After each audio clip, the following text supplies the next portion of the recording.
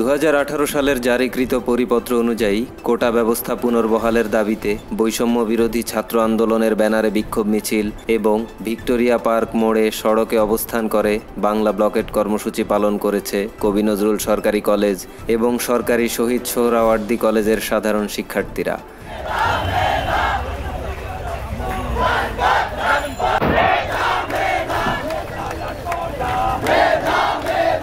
দুপুরে কবি নজরুল সরকারি কলেজ ক্যাম্পাসের শহীদ মিনার থেকে আন্দোলনের কর্মসূচি শুরু হয়। এ সময় আন্দোলনকারীরা ভিক্টোরিয়া পার্ক মোড়ে এসে সড়ক অবরোধ করে মোড়ে অবস্থান নেয়। তবে অ্যাম্বুলেন্স সহ অন্যান্য জরুরি পরিষেবা তারা তাদের অবরোধের আওতামুক্ত রাখে।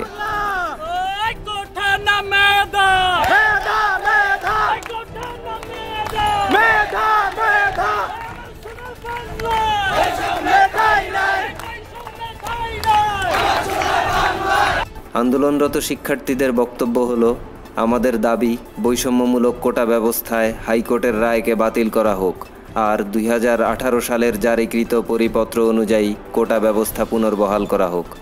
সেই সাথে আমাদের দাবি সরকারি চাকরিতে প্রবেশের ক্ষেত্রে কোটা নয়, মেধাকেই যাচাই করে চাকরি নিশ্চিত করতে হবে।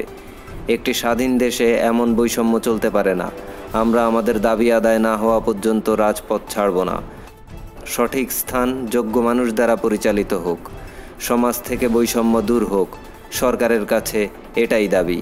এছাড়া আন্দোলনকারীরা আরও বলেন, আমরা ফেসবুকের মাধ্যমে আমাদের পরবর্তী কর্মসূচি নিজস্ব প্ল্যাটফর্মে জানিয়ে দিব।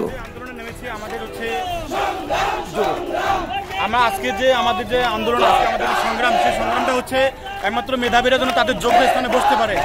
তাহলে আমাদের যোগ্যরা যদি যোগ্য স্থানে বসে তাহলে আমাদের দেশে বৈষম্য দূর হবে। আমরা এটাই চাই, আমাদের এটাই একমত।